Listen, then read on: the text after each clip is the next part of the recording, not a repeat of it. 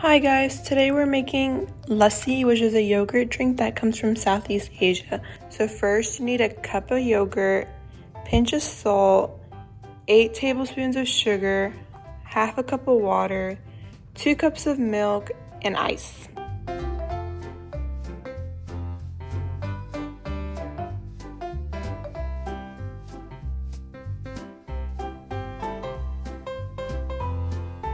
We're going to go ahead and blend all the ingredients together.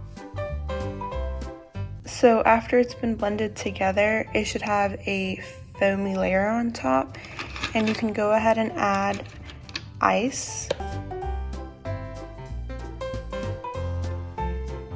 So once you've blended everything together, you can go ahead and pour yourself a drink and enjoy.